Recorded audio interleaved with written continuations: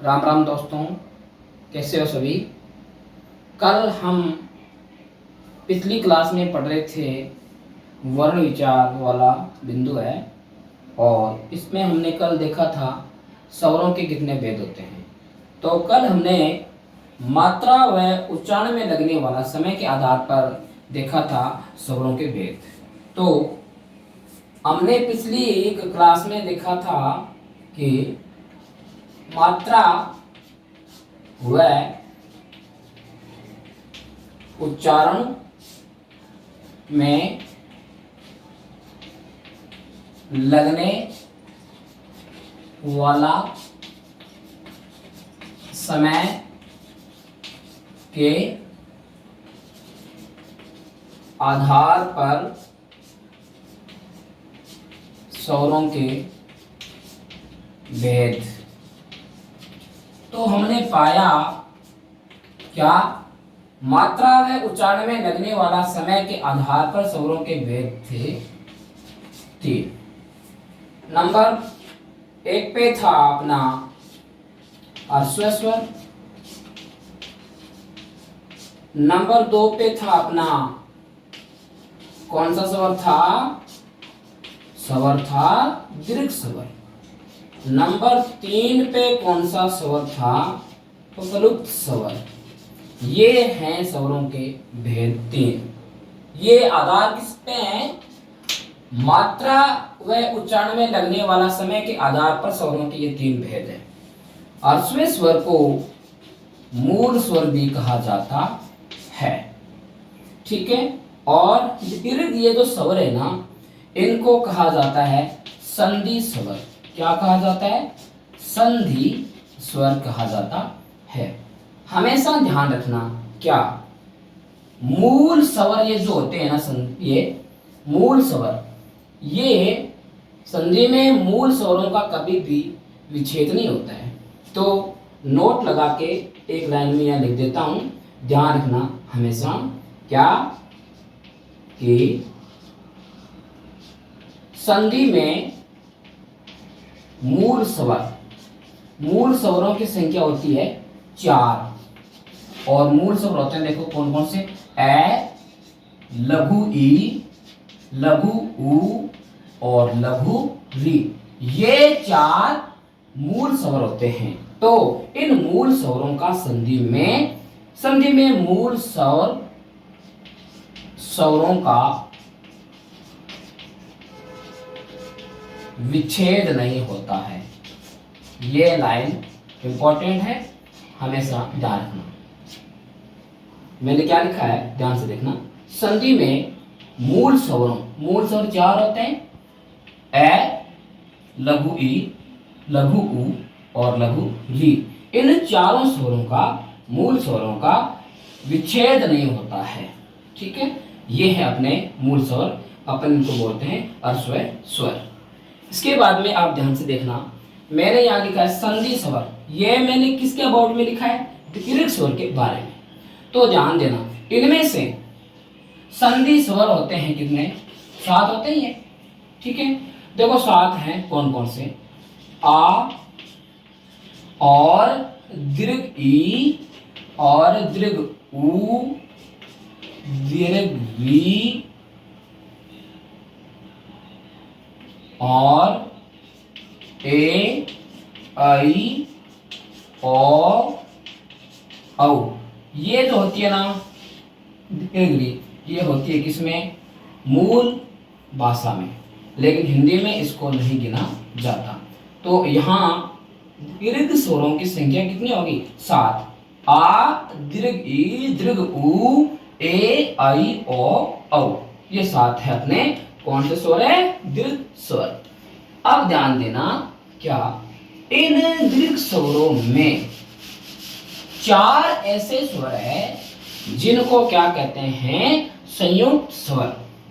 ध्यान से देखना, ये हैं 4 अपने स्वर, ए, आई, ओ, औ। इन चारों स्वरों को क्या कहा जाता है, संयुक्त स्वर कहा जाता है।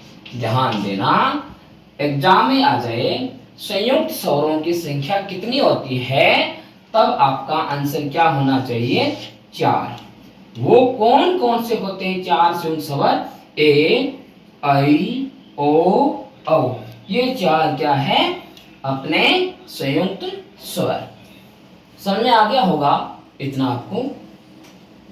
फिर अपन कल बात कर रहे थे कि हिंदी में 2 ऐसे वर्ण हैं जिनको अपन मानते हैं अयोगवाह वर्ण, जिनको अपन क्या मानते हैं, अयोगवाह वर्ण मानते हैं।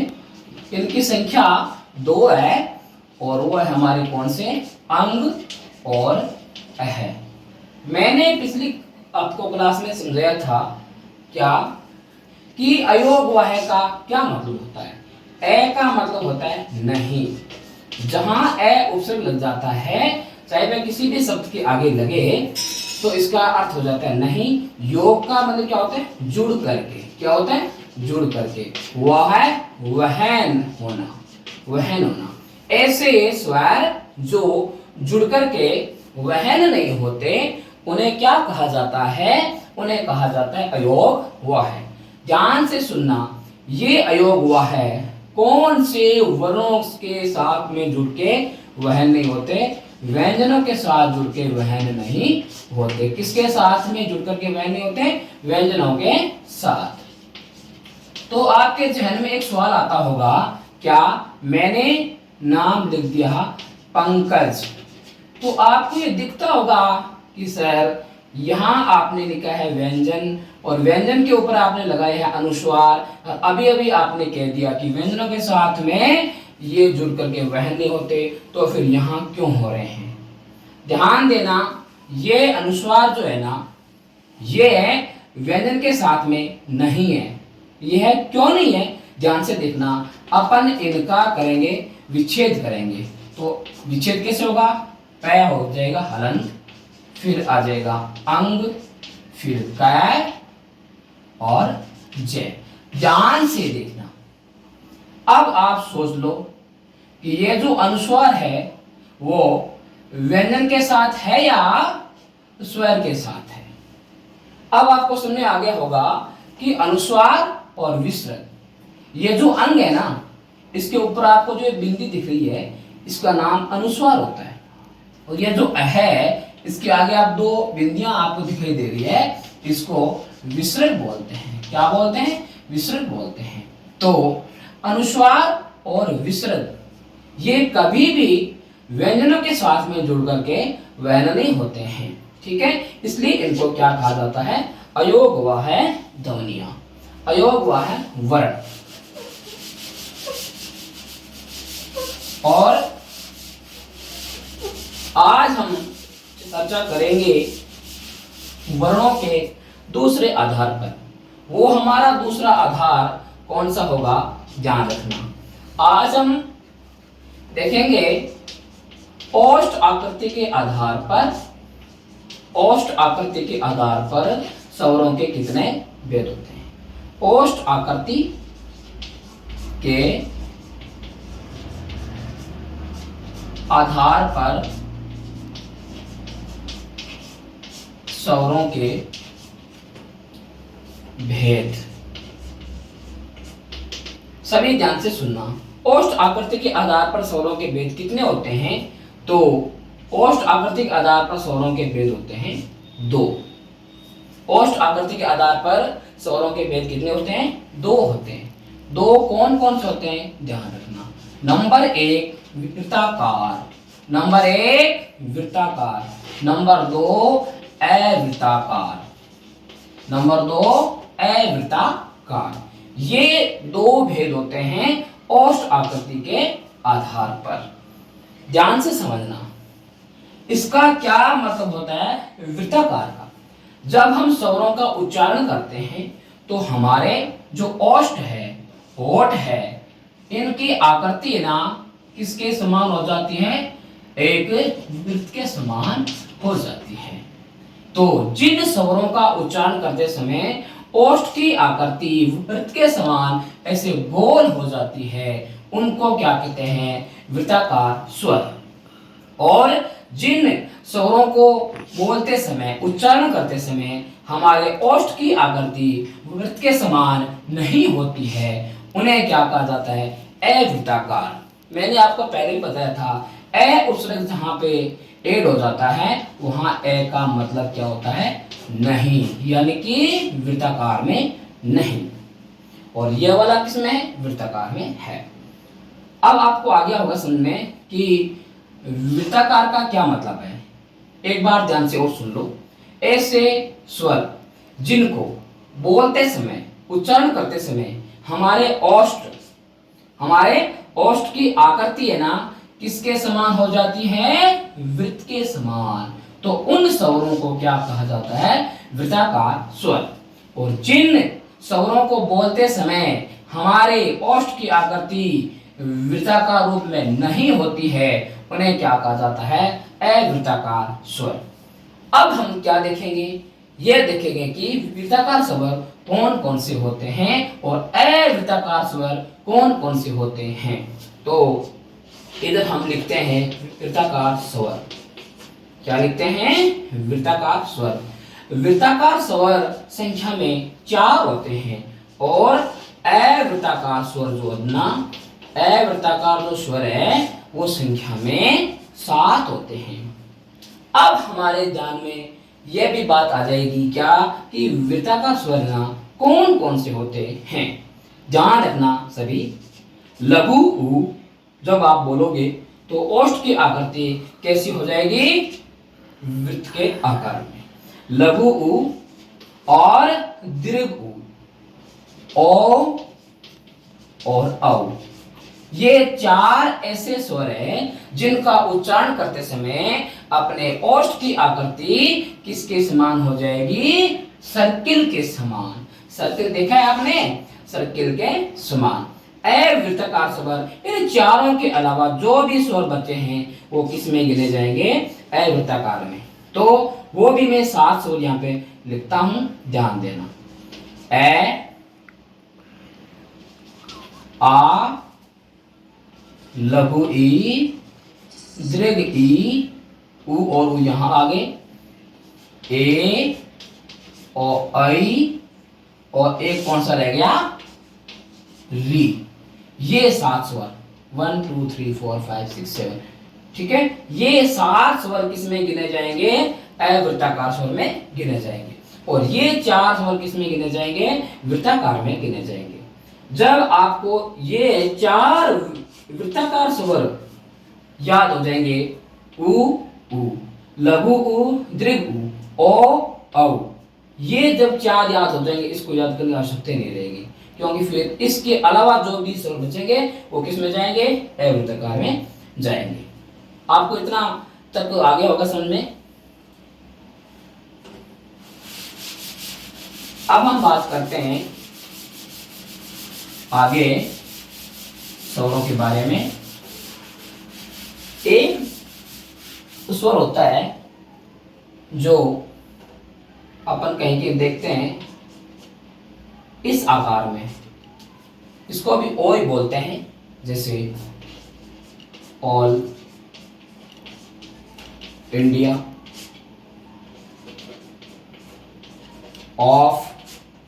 इसमें आप ये जो देख रहे हो ना, ये वर्ण, इसको किस में गिना जाता है, इस वर्ण को वृत्ताकार में गिना जाता है।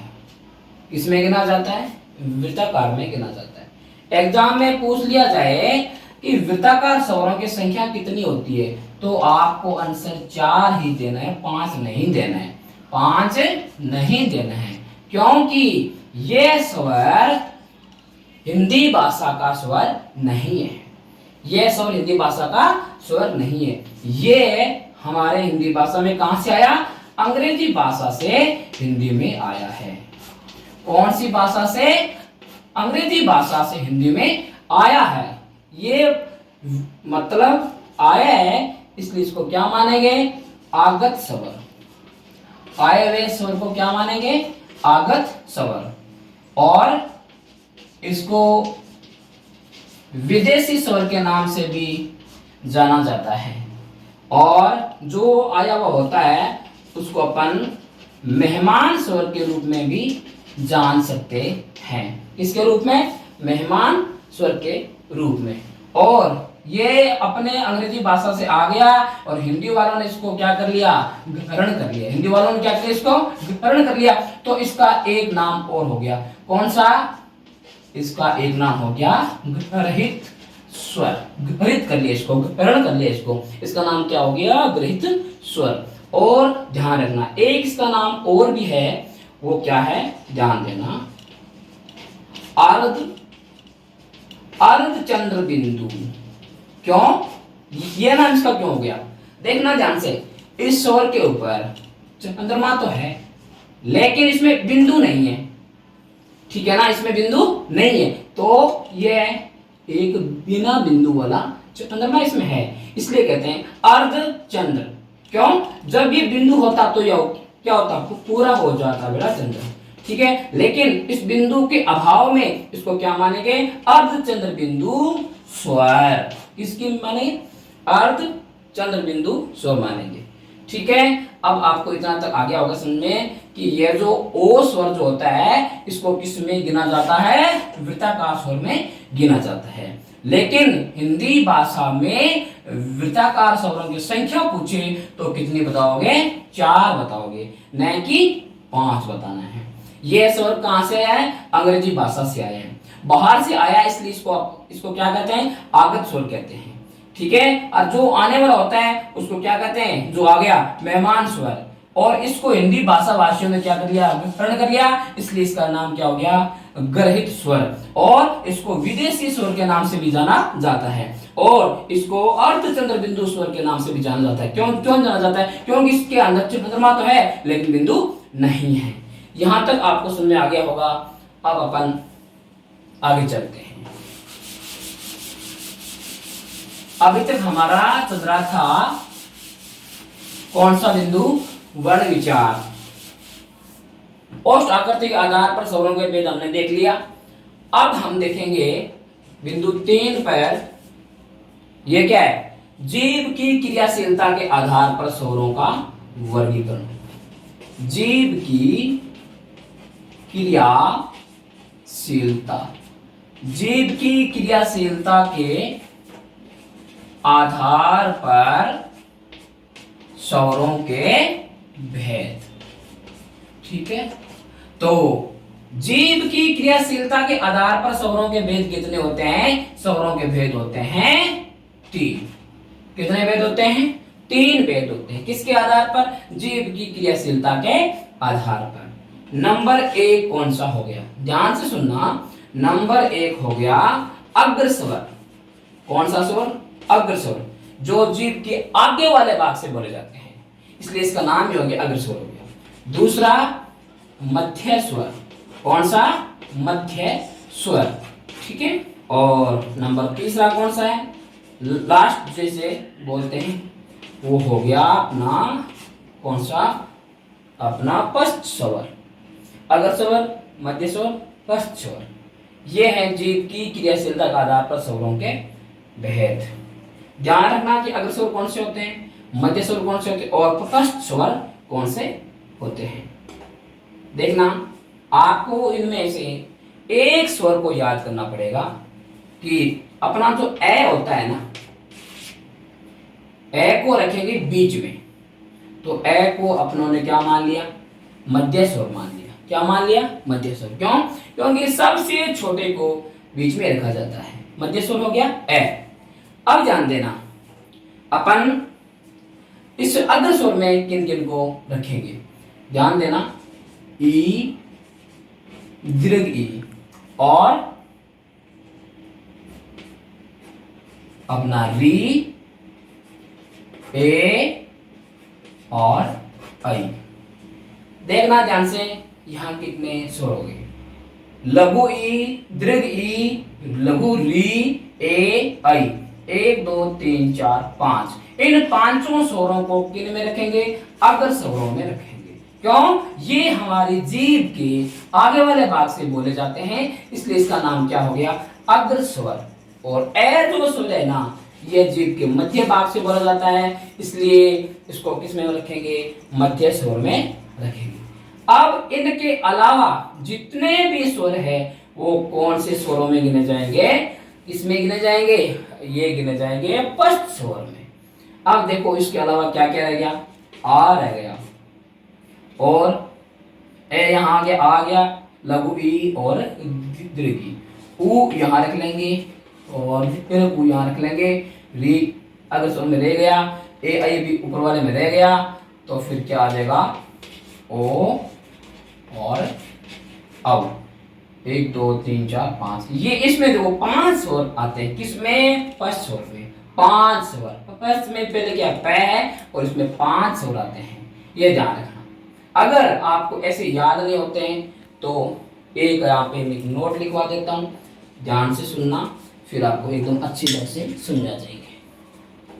आपको बस सिर्फ एक ही स्वर याद रखना है, मध्य स्वर को कहाँ रखेंगे, ए में क्या रखेंगे, मध्य स्वर, मध्य स्वर में क्या रखेंगे, ए को, ठीक है। और जिन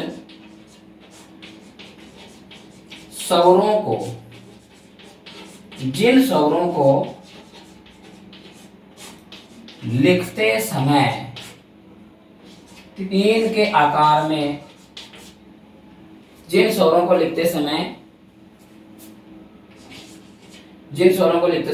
3 लिखा जाता है, क्या लिखा जाता है, 3 लिखा जाता है, उनको किस स्वर मानेंगे, उन्हें पश्च स्वर में गिनेंगे, उन्हें किस में गिनेंगे, पश्च स्वर में गिनेंगे। ध्यान देना, जैसे हमने आ को लिखा ना, तो पहले ऐसे किया तो यहाँ पे 3 की आकृति हो रही है। जैसे हमने ऊ को लिखा तो यहाँ पे देखो आकृति हो रही है किसकी, 3 की, यहाँ भी आकृति हो रही है 3 की, ओ में भी आकृति हो रही है 3 की, ओ में भी आकृति हो रही है 3 की, ठीक है ना। तो ए के अलावा जितने भी स्वर है जिनको लिखते समय आकृति बनती है 3 की, वो किस में रखे जाएंगे, वो रखे जाएंगे पश्च स्वर में। और मध्य स्वर में क्या रह जाएगा, मध्य स्वर में ए रखा जाएगा। तो ए यहाँ आ गया और ये अक्षर यहाँ आ गए स्वर, और इनके अलावा जो भी है वो रखे जाएंगे किसमें, अगर स्वर में। ये है जीभ की क्रियाशीलता के आधार पर स्वरों के 3 भेद। यहां तक आपको समझ आ गया होगा, हैं, ठीक है।